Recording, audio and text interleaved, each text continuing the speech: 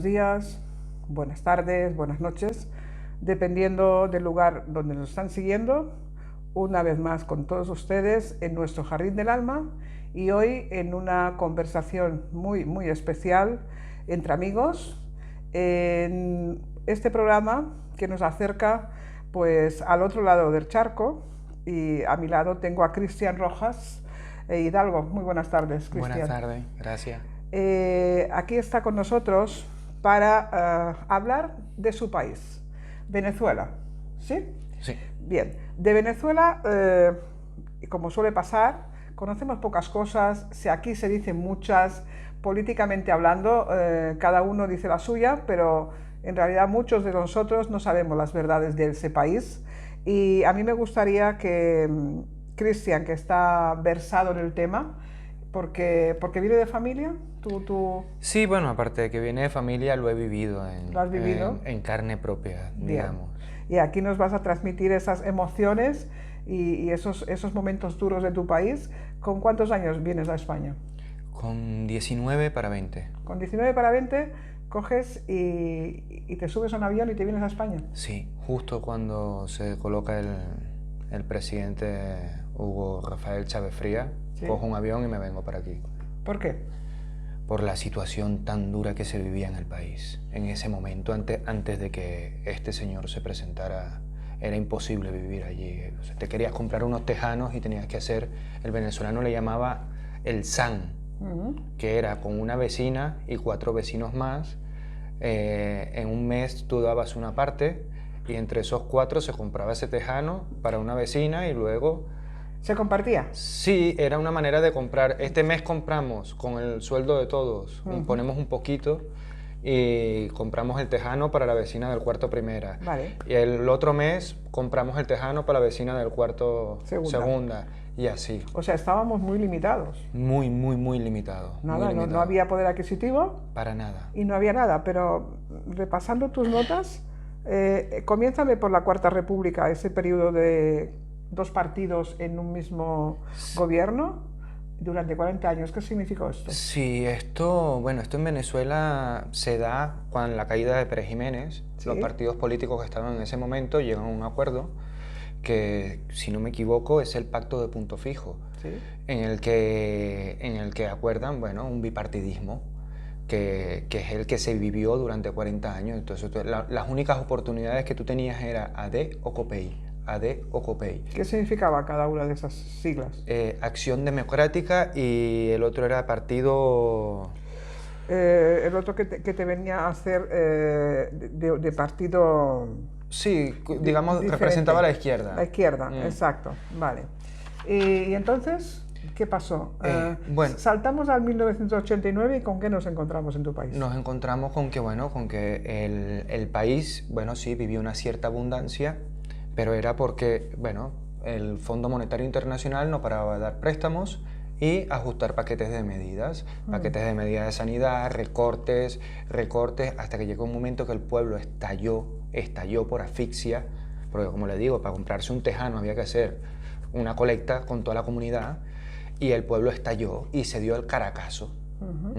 Que todo esto se puede confirmar por las noticias, por internet. Se puede verificar. Se puede verificar, son datos verificables, con el mandato de Carlos Andrés Pérez, que la orden que se dio en ese momento fue disparar a matar. Desaparecieron 3.000 personas, hubo muertos, o sea, algo increíble. De allí nace Hugo Rafael Chávez Fría, porque se crea una indignación militar, porque fueron los militares los que masacraron al pueblo, y su pelotón en 1992 se alza en armas. Pero ¿qué pasa? ¿Esos militares se arrepienten de haber hecho caso al que manda? Al que manda, Carlos Ellos se Andrés arrepienten Pérez. Y se levantan en armas contra el que está en el poder. Contra el que está en el poder, y se da una intentona de golpe de Estado. Y no se consigue en ese momento. No se consigue en ese momento. El pelotón de Hugo Rafael Chávez Fría, otro militar que se llama Rafael Arias Cárdenas, y Diosdado Cabello, pierden. Chávez sale en la tele asumiendo su derrota, y suelta una palabra que se volvió allí como un mito, y fue que por ahora no se habían logrado los objetivos, pero que continuaríamos en la lucha.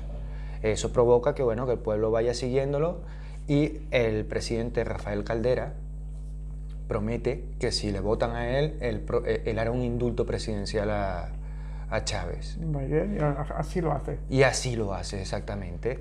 Con esto provoca que Chávez sale de prisión después de 2 años y medio o 2 años y algo de prisión. Sí. Sale de prisión, funda un partido político que se llamaba Movimiento Quinta República y arrasan en elecciones, porque fue el único militar que en ese momento, estamos hablando de una palabra muy fuerte, los militares salieron a disparar al pueblo, cuando los militares están para proteger al pueblo. Correcto. Y fue el único militar que dijo no. Hasta aquí. No, y eso lo colocó donde estuvo. Donde estuvo, exacto. Y bueno, y con todo esto, pues nace todo a donde hemos llegado hoy en día. Porque claro, él es un hombre que tiene visión de futuro, que toma las palabras de Simón Bolívar como una máxima, diciendo que la felicidad representa la felicidad del pueblo, ¿no? Que es lo importante, y crea muchas cosas sociales, misiones sociales, la misión de Che Guevara para el trabajo del campo y más misiones, siempre pensando en el pueblo. Siempre, siempre. Y lo bueno de todo esto es que mucha gente en Venezuela salió beneficiada, porque estamos hablando que en Venezuela teníamos prácticamente un 73% de analfabetismo. Sí. O sea, algo brutal, que en la fecha que estábamos, en 1990, 2000, tuviésemos esa cantidad de analfabetismo. Entonces se crearon las misiones, escuelas. En Venezuela tú solo podías estudiar si tu papá era millonario para pagarte la Universidad Central, la Universidad Santa María, la Universidad Católica Andrés Bello, pero la Universidad Central de Venezuela estaba una sede en Caracas y entrabas si tenías palancas, si tenías enchufe, y si comprabas el cupo. Era casi un imposible, y si de paso, aparte, el pobre tenía que tener unas notas altísimas para poder acceder a eso, en lo cual, digamos que ese monopolio de educación privada cae. Entonces ahí es donde notamos la cierta indignación de una parte, porque estamos hablando de que, bueno, el monopolio de las universidades, de los estudios, o sea, si tú querías estudiar, en Venezuela solo habían 600 escuelas públicas. Muy poco. O sea, si tú querías estudiar, tu padre tenía que pagarte un colegio privado. O sea, al colocar todas estas series de misiones, se revienta el engranaje del enchufismo, del dinero. De apretar al pobre, y bueno, pues sí, se crean dos bandos. El bando del que chupaba apretando al pobre y ahora no puede porque se le acabó.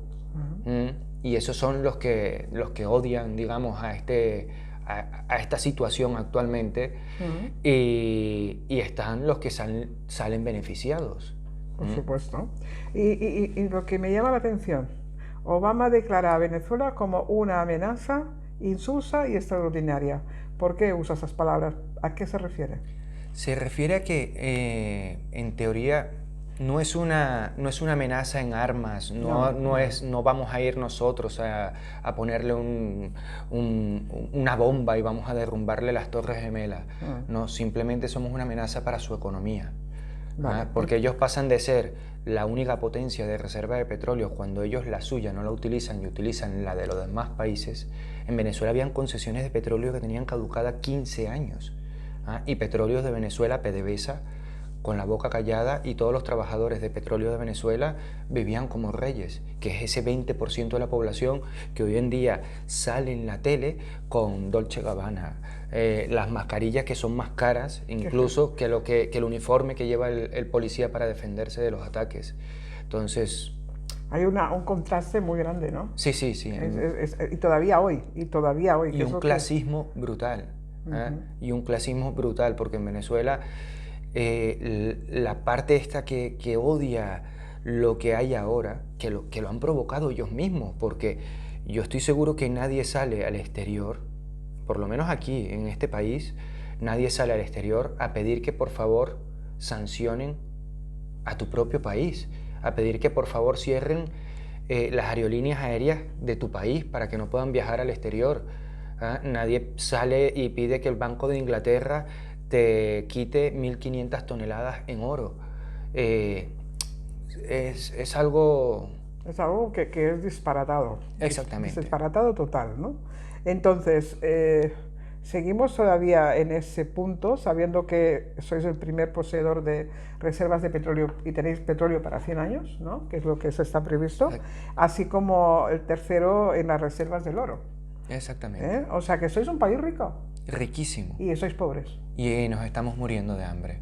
Eso es triste. Eso es triste porque la actitud ahora mismo que hay en contra de Venezuela es brutal. A mí a veces me causa indignación porque veo mentiras que, oye, no, yo puedo seguirte, yo puedo seguir si tú odias a Maduro, pues mira, tú dame fundamentos, dame fundamentos y yo te sigo.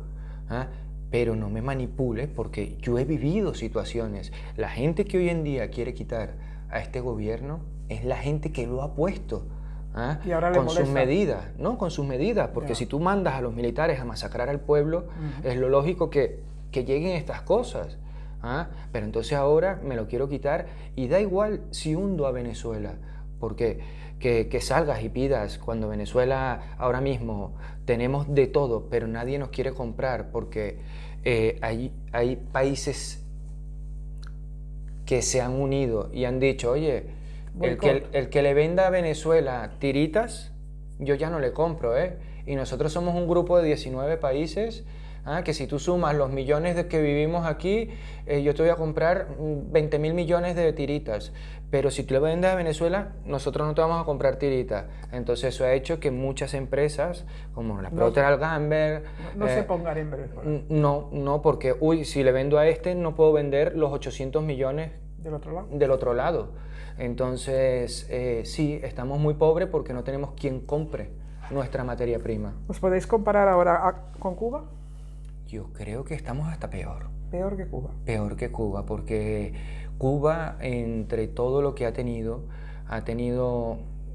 digamos, una especie de cultura de trabajo, de educación, y eso no se ha hecho en 20 años como en Venezuela. Venezuela, digamos que es una revolución joven. Esto, Fidel ha venido de antes, en Cuba ya estaban más adelantados cuando salió Fidel que en la propia Venezuela, iban más adelantados porque estaban más cerca del norte, y tenían una cultura de supervivencia distinta. En Venezuela siempre se acostumbró, antes de que llegaran todos los gobiernos que han habido, a vivir del petróleo. Entonces en Venezuela tú tenías que ir a estudiar, esforzarte al máximo para aspirar tener un trabajo en un banco, en una petrolera, en una gasolinera, en cosas que el mercado fluyera entre ese ámbito, nunca en el ámbito del trabajo, del esfuerzo. Y se ha tratado, pero es que el ser humano es vicioso. Y va lo más cómodo. Y va lo más cómodo. Y hay mucha gente que lamentablemente sus valores ceden muy rápidamente. Sí, bueno, lo que me interesa hoy. Y mañana hablaremos. Exactamente. O sea, si mañana cambia... Yo te sigo hoy si tú me das de comer hoy, pero si mañana me da de comer el otro y me dice que tú eres malo, pues tú eres malo. Yo me cambio y ya está. O sea, no hay ningún problema. Exacto. Porque claro, también es la ley de la subsistencia. ¿Cómo voy? Pues me voy apoyando en los que parece que me pueden dar posibilidades para comer. Si no... Que lo hace el hambre.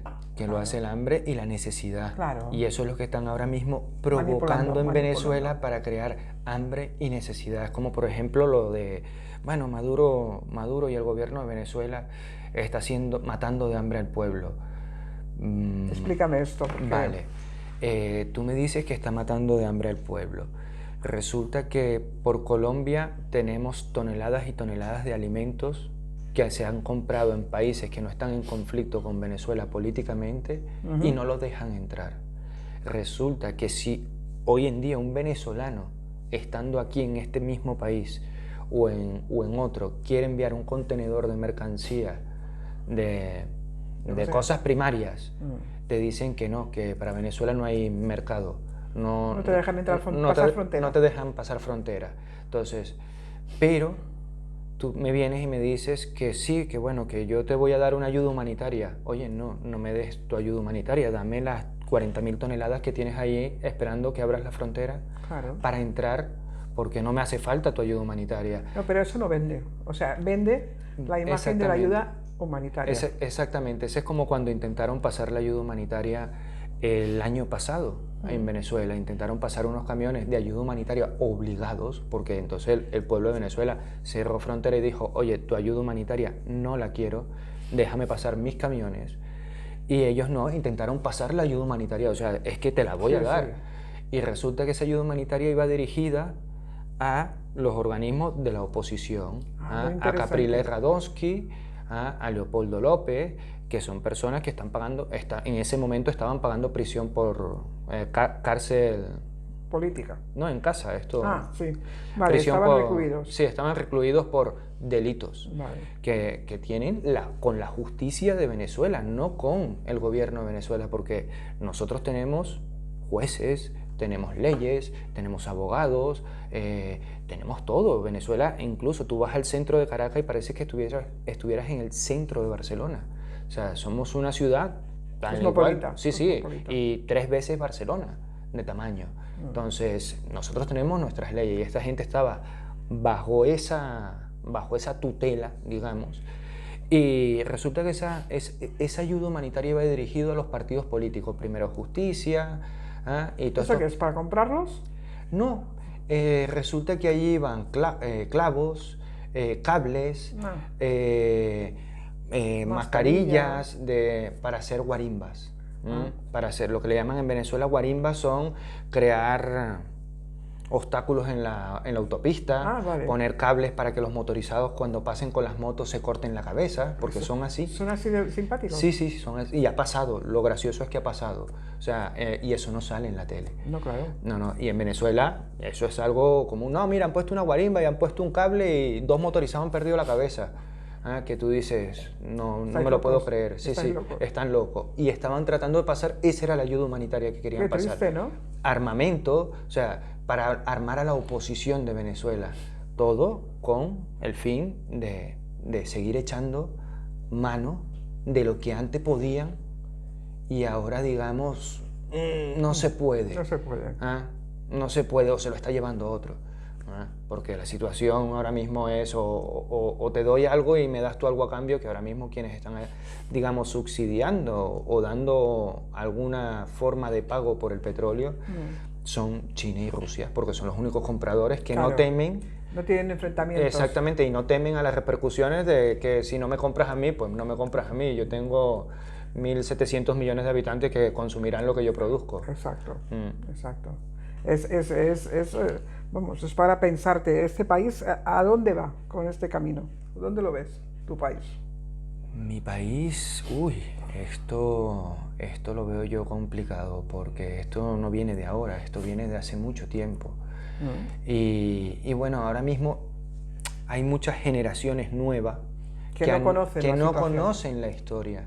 Yo por lo menos, yo recuerdo tener 7, 8 años y salir del colegio y tener que saltar por encima de cadáveres para poder llegar a mi casa, porque los militares estaban disparándole a todo el mundo en una ciudad todo esto se puede comprobar por internet. Esto sucedió en Guarenas, en una ciudad que se llama Menca de Leoni. ¿Y por qué atacaron? Porque la orden que dio el presidente fue anular todo tipo de resistencia e ir casa por casa llevándose a todo el mundo. Sí, sí, tal cual. Y eso fue en 1992. Cuando aquí estábamos, Barcelona. Allá estaban llorando. Allá estaban, esquivando tiros. Lo que pasa es que como era un gobierno de derechas, no pasaba nada. Calladitos. Sí, sí, ahí no pasa nada porque es delincuencia ninguna. Y esos son unos gamberros que hay que irlos a buscarlos, porque eso es delincuencia. Porque así se ve cuando depende quién gobierne. Claro. Depende de quién gobierne, son delincuentes y quien gobierna, pues no lo vayan así. Exactamente. Es muy triste, ¿no? Es muy triste. Y lamentablemente es eso, que es que Venezuela goza con eso, o con la bendición o con la desgracia de tener un exceso de petróleo. Entonces, estos son son hasta problemas internacionales que no tienen hasta nada que ver con Venezuela. Estos asfixies que son es de poder echarle la mano a Venezuela porque quien tenga el poder de ese petróleo Tiene el poder del mundo. tiene el poder del mundo durante 100 años. Claro. Tengo para enfrentarme con quien sea porque el combustible no se me va a acabar durante 100 años. Tengo mi materia prima Ahí. y de paso la tengo en mi propio continente. No tengo que ir a buscarla ni a Libia ni a ningún lado, la tengo allá abajo.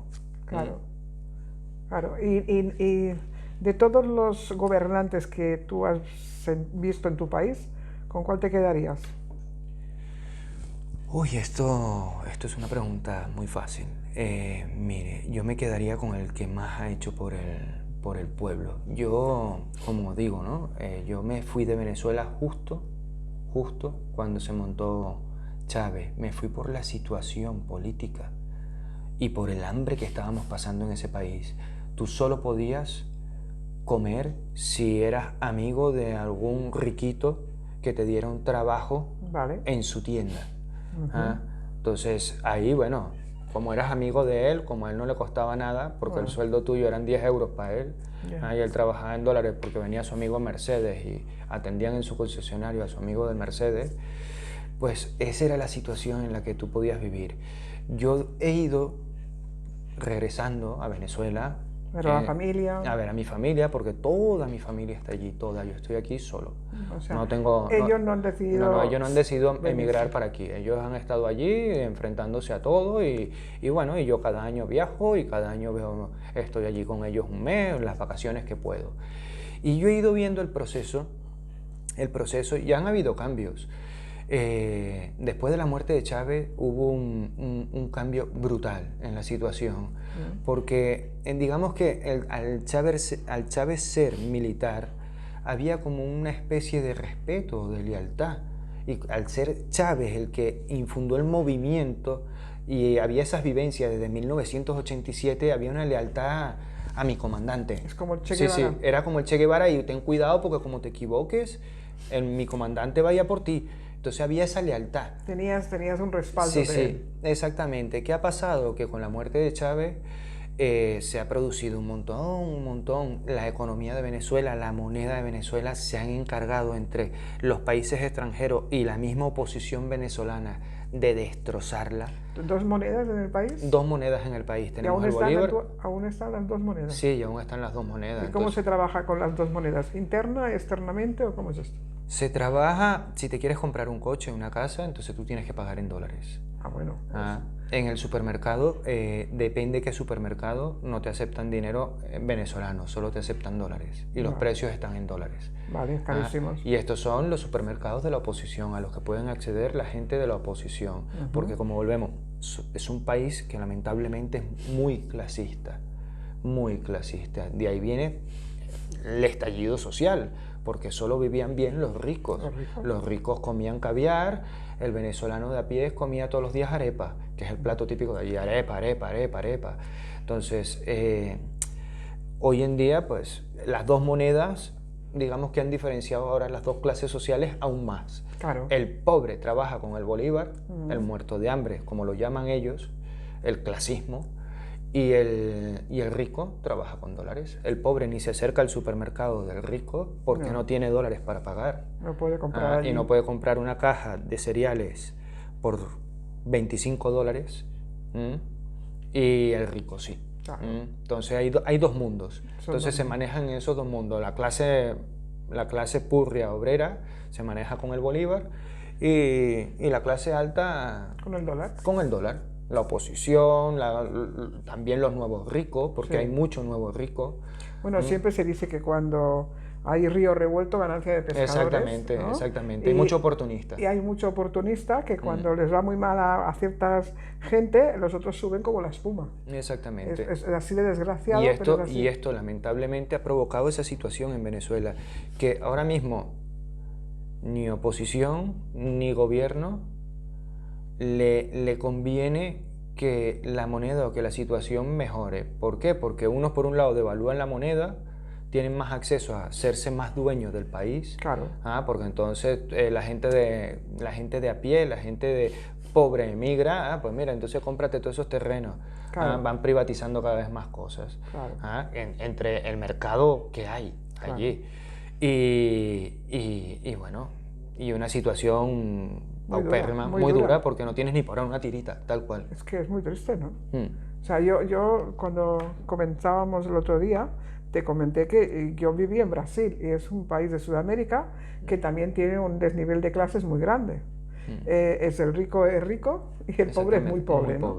Pero no tengo ese recuerdo, posiblemente porque era una niña de aquella época y no pude valorar tan profundamente como tú, que llegas aquí con 20 años cargándote con todas tus emociones, con todas tus penas, de tener que abandonar un país que es tu país, dejando tu familia atrás, pero por buscarte un futuro, porque allí no hay futuro. Exactamente, a mí me salía más barato venirme aquí a estudiar que quedarme en Venezuela. Claro. O sea, claro. Antes de todo, y lamentablemente ahora hemos vuelto a esa situación, justo después de la muerte de Hugo Chávez. Entonces, ¿con qué presidente me quedaría? Volviendo a la pregunta, con Hugo Chávez. ¿Por qué? Porque era una persona que levantó un sentimiento, se le respetaba y no iba solo a por el bien, al bien de solo nuestro país, iba por el bien común de Latinoamérica, que quizás eso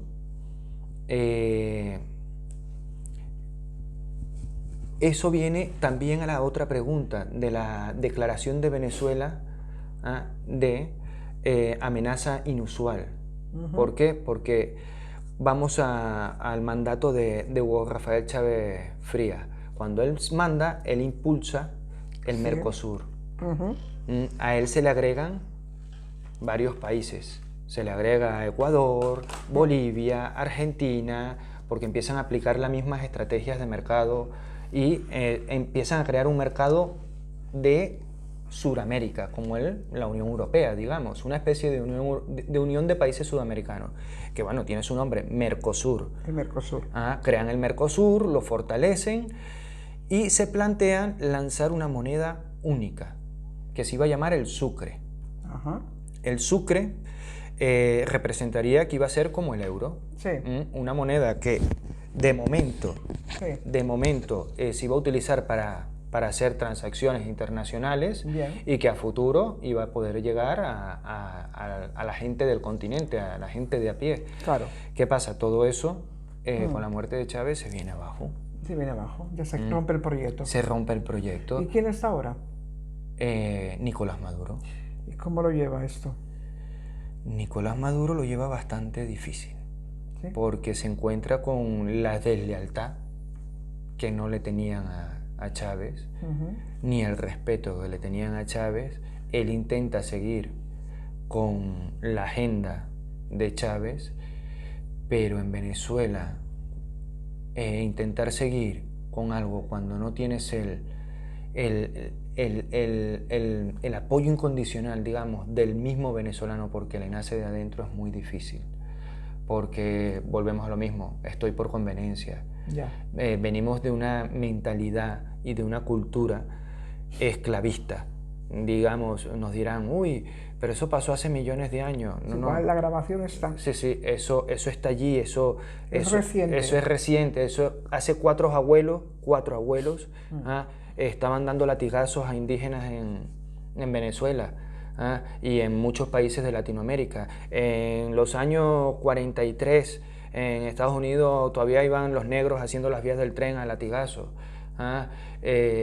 Venimos de una mentalidad esclavista y entonces pasamos 300 años de esclavitud y ahora mismo solo llevamos 215 o 217 años. Pero no sentéis libres, todavía sois dependientes de esa emoción. Sí, porque es algo cultural, es algo, si a tu abuela la criaron así, a tu mamá también y a tu beto, a los hijos. La información es, ten cuidado. Ten cuidado con el blanco, si puedes, sírvele bien, que él te lo dará todo. Y es lo que le digo, yo mismo me dirijo a Venezuela y yo voy a comprar algo y a mí no me darán el mismo trato que le darán a un europeo. A un europeo lo sentarán, le dirán, tómese un cafecito, ¿qué tal la madre patria? ¿Cómo le va? Uy, qué bonito es usted. Ay, mire, yo tengo una hija muy guapa. Pero a mí me dirán, oye, no, oye, tú, si no te gusta, te vas a la panadería de enfrente. A mí me tratarán así. Qué triste, pero si lo que tienes que cuidar es tu país, es tu gente. Ya, si el día... Claro, pero ¿sabes qué pasa? ¿Qué es esto? Es la información esclavista de que el blanco tiene el poder y el blanco me dará. Exactamente. Y por eso, con esa sensación de que al blanco me dará más, pues yo al del pueblo lo trato, bueno, pues de calle. Exactamente, De calle. exactamente. Y eso ahora mismo Nicolás Maduro se enfrenta a eso. Se enfrenta a algo que yo creo que tienen que pasar más de 20 años para poderlo subsanar, para poderlo borrar. Y esto se hace con educación, con las misiones, con todo esto. Lo que pasa es que ahora mismo todo eso... No se puede mantener. No se puede mantener, porque ¿cómo se puede mantener si no hay ni luz? ¿Por qué? Porque el que hace el puente o el fusible de 4000 amperios no me vende el recambio, porque me dice que si me lo venden el otro no le compra. Entonces no tenemos fallos eléctricos, tenemos poca agua, tenemos una situación de asfixia total. Y sin embargo, el pueblo está ahí aguantando.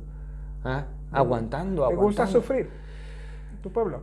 ¿O no tiene el empeño de decir, me levanto en armas? No, es que no tienen, digamos, una mejor opción. Porque la oposición, ¿qué te ofrece la oposición? O la actitud de la oposición. La actitud de la oposición es, oye, vamos a elecciones. No me presento a elecciones. ¿Por qué? Porque no. No voy a salir. No, porque yo no quiero, o sea, ahora mismo no tiene, el mismo pueblo no tiene, o sea, tengo esto porque aquello ni siquiera saben qué es lo que son. Resulta que no saben por lo que tienen que luchar. No saben por lo que tienen que luchar, o sea, es una... O sea, es una desinformación constante para manipular al pueblo. Exactamente. Ya está. Exactamente. Es lo que hacen.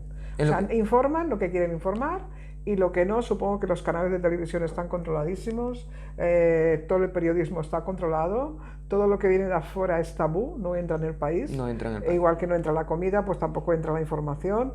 Y la política la manejan cuatro. Que estos, ¿qué pasa? Piensan vivir hasta morirse en el sistema en el que están. O sea, el país no les importa. No. Mire, yo me quedo loco porque la actitud de ellos es, si tengo que hundir el país para que éste se vaya y yo poder volver a ser más rico, yo hundo el país. Claro. Me importa ser rico yo. Me da igual, exactamente. Y claro, la actitud de la oposición es esa. Ganó Maduro. Mira, la vaya a pagar. Cuerda de negros asquerosos. Oye tú, Fedecámara. Fedecámara es, como decía aquí, la patronal, ¿verdad? Es todos los grandes empresarios. Oye, tú, quita el azúcar del mercado, quita los huevos y quita la leche. Ahora subiremos el precio. Exactamente. O no. ¿Ustedes votaron por Maduro? Os vaya a morir de hambre. No hay huevo, no hay leche. No hay huevo, no hay leche. Cuando Maduro se vaya del poder, entonces tendrán huevo, tendrán leche y tendrán lo que quieran. Es esa la actitud que ellos tienen. No es que el pueblo sea masoquista, no. Es que, hombre, si tú quieres que yo vote por ti y es así como me estás tratando, imagínate cuando llegues al poder. Pero fíjate, un pueblo en Sudamérica, toda la Sudamérica va armada. Hasta los dientes. Hasta los dientes. Hasta los dientes. Sí, porque sí. Yo eso lo recuerdo en Brasil, puerta de arma libre. Y todo el mundo va con las armas. Y cuando hubo el movimiento de Llanos Quadros, que fue el único político que apoyaba al trabajador, y como siempre pasa en todos los partidos y en todos los poderes, hay el que está delante haciendo la figurita y el que está detrás manejando todo el equipo. Entonces a él lo querían hacer de figurita. Pero él no permitió esto y él dijo que él luchaba por el pueblo, por el trabajador. Y entonces reflexionó, se lo planteó y se fue a Argentina, a la DESA, porque él sabía que si él levantaba un dedo era un derramamiento de sangre bestial. Y él no quería llevar a la gente a la muerte y se fue. Pero después ya el país se siguió manipulando como siempre, con la misma pobreza que puedes tener tú, siendo un país rico con las minas de oro, de plata y todo, pero es igual. Todo, se iban de cenas y pagaban la cena pues con una mina de plata. Total, no es mía, Exactamente, y el exactamente. americano se las quedaba. Exactamente. Y a cambio de eso te daba leche en polvo a los colegios. Exactamente. O una latita, o una cajita de comida. Exacto. Ah, Y tú dices, qué triste. O el día, que espero que en España no pase, que algún día también nos podemos encontrar, el hecho de que no había dineros en las arcas, las habían vaciado, no había ni un duro. bueno. Entonces, ¿qué hicieron? Se ponían todos los militares en las autopistas, en las carreteras, en las esquinas de las ciudades, bien atrincherados, con sus armas arriba, y decían, oro para el progreso. ¿Y qué hacía la gente? Quitarse los anillos de matrimonio y era oro para el progreso. Claro, cuando la gente se dio cuenta, se hacían anillos baratitos, porque a la primera esquina te los quitaban. Y cualquiera decía que no se los dabas. Entonces eso era oro para el progreso, y con el oro del pueblo volvieron a llenar las arcas. Exactamente. Es así. Porque al final quien paga es el pueblo. Siempre paga el pueblo. Y quien se muere de hambre y quien lamentablemente se crean situaciones de hambre, porque Claro. es lo que volvemos a lo mismo. Si tú tienes 3 hijos y ves como uno se te está desnutriendo de hambre por mucho criterio y mucha educación que tengas, si tienes que salir A y hacer matar, lo que irás. sea para que tu hijo Coma y no se muera de hambre, lo harás. Lo harás, lo robarás o lo que Lo sea. robarás, lo harás. Eso da paso a una delincuencia, eso da paso a un malvivir, a un desastre. Claro, ¿y qué transmitimos a la juventud? Nada, nada bueno. No, y lo gracioso de todo esto es que vivimos en un mundo que nos manipulan de una manera muy, muy fácil. Hoy tanto.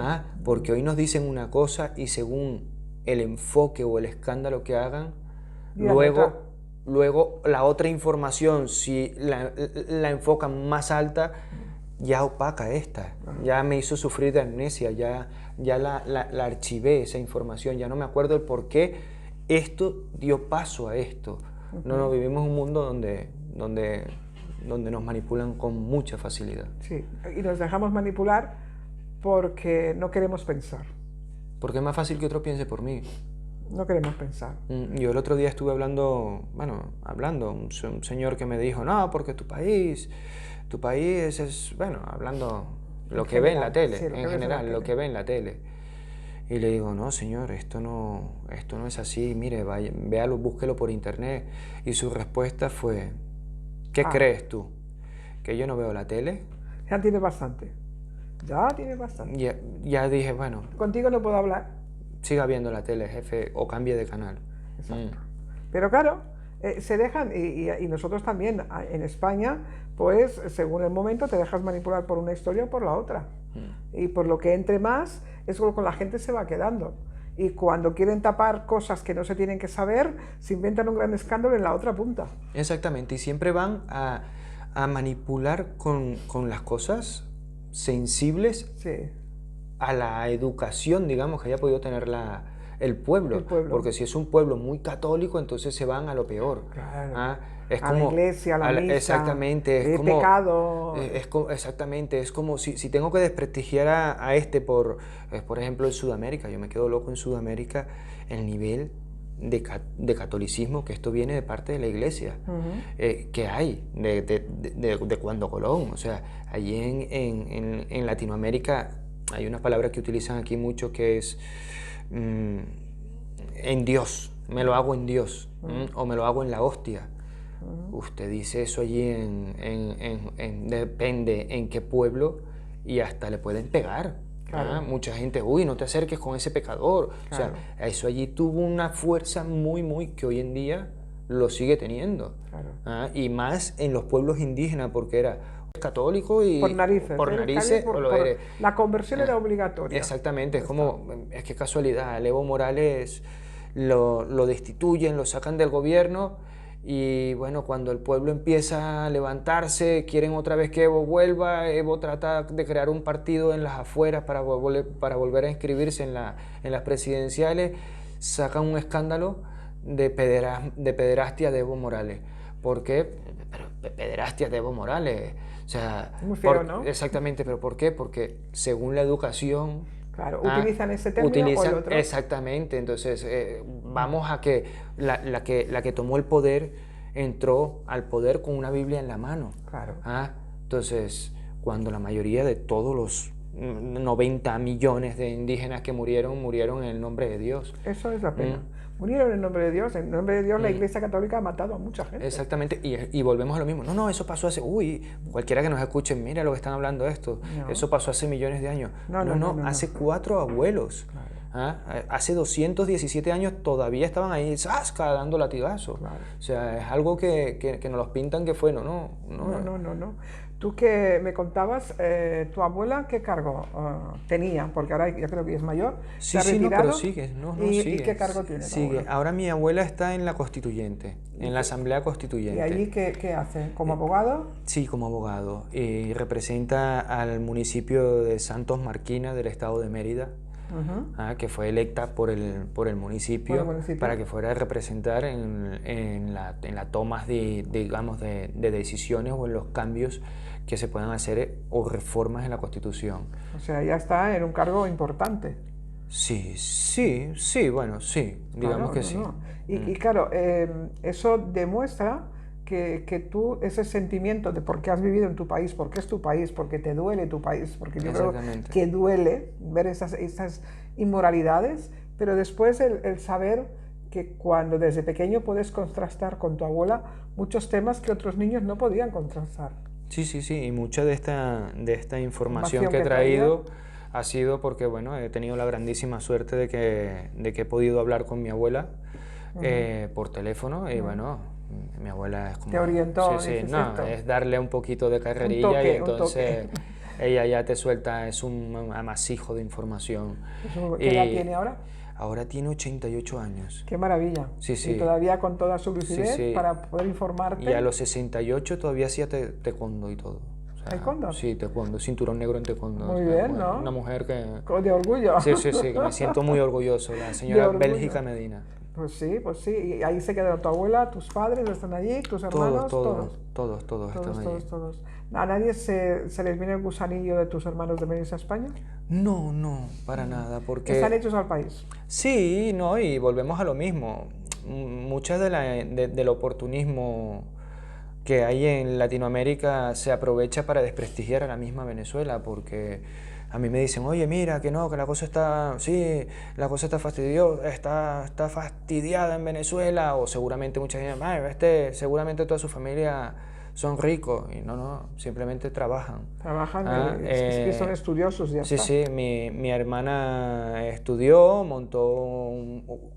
con sus estudios montó un centro dedicado a lo que estudió. ¿Qué es? Y veterinaria. Muy bien. Y bueno, y les va muy bien. Mi mamá es profesora de diseño gráfico y de arquitectura. Claro. O sea, pero son gente que trabaja, ¿no? Claro, no se lo han regalado. No, o sea, no es que... Mi papá está jubilado y jubilado, mi papá trabajó para el gobierno de los Estados Unidos. Muy bien. En el departamento de motor pool de la Embajada de los Estados Unidos. O sea, que hay muchas cosas de las que he podido yo constatar y vivir porque he estado, digamos, en los dos bandos. He visto el bando de la mano norteamericana y he visto el bando del pueblo. Bueno, pero fíjate, tú has tenido la suerte de poder vivir esas situaciones, con lo cual eso te ha dado seguridad como persona. Sí. Porque has estado en las dos partes, has tenido un padre político, entre comillas, ¿no? Porque estaba dedicado en la parte de una embajada o lo que sea. Eso te hace vivir situaciones que otros niños no han tenido el privilegio. Que no han podido. Claro, yo he podido estudiar en un colegio privado, claro, cosa que en Venezuela hay gente que volvemos a que había gente en el año 92 que eran analfabetas, y claro, no con 70 años ni con 80, no, estamos hablando con 20 y con 30. Bueno, eso me recuerda cuando en aquella época, el año 68, que me vine para España, todavía en Brasil había mucha... y era curioso porque el Estado daba enseñanza. La enseñanza era gratuita, los colegios eran gratuitos y todos los niños tenían derecho a estudios, pero había gente del pueblo pues, que no habían estudiado y entonces se compraban el periódico, por el simple hecho de comprarse el periódico, se lo colocaba en la parte de atrás del bolsillo de pantalón para lucir de que sabía leer. Y entonces los veías pasar y le decías, ¿qué dice el periódico? Dice, cómpratelo. Pero era por eso, por el orgullo de decir, sé leer, y no sabían leer. Y no sabían leer, tal cual. Es triste, no sabían leer. Pero claro, a lo mejor también al Estado le interesa ese nivel de incultura porque es lo más fácil de manipular. Yo tenía una vecina incluso que pues yo era pequeño y ella me enviaba a mí a comprar y a mí me encantaba que ella me enviara a comprar porque ella me daba siempre un billete grande y me decía, quédate con el cambio. ¡Ay, qué maravilla! Y era porque a la final me enteré de que no, que es que el problema era que no sabía contar. Ella no sabía el valor. No sabía el valor del billete, entonces me decía, ¿y con eso llega? Y yo le decía, sí, sobra, pues quédate con el cambio, gracias. Y era por eso, porque no sabía ni leer ni contar. Ni contar. Esto es realmente cuando el pueblo no tiene cultura, no sabe leer, no sabe escribir, no sabe contar, es un pueblo completamente manipulado. Manipulado y volvemos a lo mismo. Un pequeño porcentaje de la población, digamos, con suerte, con mucha suerte, un 20% de la población vive muy bien. Y el otro malvive porque volvemos a lo mismo. Yo cuando me fui de Venezuela, en Venezuela usted iba al centro de Caracas, la Sabana Grande, y allí se veía de todo, desde niño de 4 años oliendo pega, ennifando pega, a prostituyéndose. Claro, sí. Y eso... Era lo normal, eso siempre ha estado ahí debajo de la alfombra, en Latinoamérica, eso siempre ha estado allí para que la gente vaya, los ricos de aquí o los ricos de otro sitio vayan allí y tengan un mercado barato. Sí. Eso es como en Brasil que teníamos el morro, toda la gente que estaba en las chabolas, en el morro, son gente muy pobre. Exactamente. Y claro, cuando tú vas a un país como es Brasil en este caso, y llegas, te enseñan lo que quieren que tú veas. Pero no te llevan a ver la pobreza del morro. No. Y resulta que está ahí mismo, a 2 kilómetros. A 2 kilómetros. Pero pasa que está tapado, porque para entrar aquí tienes que pasar por una alcabala con un vigilante que está armado. Y entonces ahí te enseñan lo que tú quieres y te llevarás el recuerdo de ese país que bien, ¿no? Pues no es así. El hambre está ahí, la pobreza está ahí y sigue estando. No ha cambiado. Exactamente. No ha cambiado. Exactamente. Bueno, yo te agradezco que te hayas acercado aquí para contarnos. Muchísimas gracias. Y yo agradezco muchísimo que me hayas dado la oportunidad de venir aquí y de por lo menos explicar un poco qué es tu país. Exactamente, y levantar ese gusanito, que la gente tenga la iniciativa de meterse de buscar información. De buscar información y decir, a ver, ¿qué es el 27F? Y buscarlo, a ver, ¿qué es el Caracazo? Y buscar y ver la información y lo que pasa. Claro, porque así, si conocemos a los pueblos, realmente estamos todos muy cerca, somos muy hermanos. Y de paso saber a quién uno mismo apoya, porque uno a veces puede estar apoyando a alguien que resulta que te han vendido una publicidad y resulta que estás apoyando los pensamientos de un psicópata.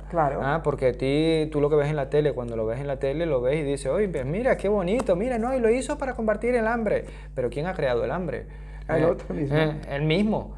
Entonces hay que tener ese gusanito. Aquí tenemos ese partido que apoya a Venezuela y que los de atrás critican. Exactamente. Critican porque, claro, no conocen o no interesa que se conozca la verdad, y cuando pues sale el partido defendiendo la forma en que está Venezuela, sí, pero es que a ti te han pagado para que digas esto. Para que digas esto, exactamente, cuando en realidad el mismo que está allí dando son los mismos que supuestamente están criticando al partido, porque podemos caer en muchos grupos de grandes que manipulan para poder llegar a sacar beneficio y tajada, porque es como vamos a lo de el mismo Guaidó cuando vino. El Guaidó cuando vino aquí, ¿quiénes lo atendieron? Los preparados. Claro. El gobierno no lo atendió a este hombre. ¿Quiénes lo atendieron a Guaidó? Y resulta que después, al cabo de los 2 meses, este Guaidó se viene para aquí y su padre también se viene, se emigra su padre para aquí. Su padre ahora está en Madrid con 2 líneas de taxi. ¿Controlando el patio? Sí, bien colocado. Sí. ¿De dónde ha salido todo eso? Todo eso, o sea, es que son cosas que... A estudiar. Yo te puedo apoyar, pero dime la verdad. Claro. Es lo que acontece. Cuando no se sabe, nos podemos equivocar, pero completamente. Exactamente. Y hacer errores muy garrafales, ¿no? Por lo menos cuando se escuche algo, lo importante es tener curiosidad para buscar la verdad. Exactamente, el gusanito. Curiosidad, quiero saber. ¿Y qué acontece? Y entonces es importante. Bueno, aquí en nuestro Jardín del Alma hemos compartido contigo entre amigos, como digo yo, y me ha encantado. Me ha encantado Bien, bien. y doy gracias las formas casuales en que nos hemos conocido. ¿Verdad? Porque el destino, fue Es el destino, ¿no? De que nos hizo encontrar y la culpa de una caldera. Sí, va bien, ¿no? Entonces, nunca sabes quién se acerca a tu casa. Nunca sabes qué hay allí, ¿no?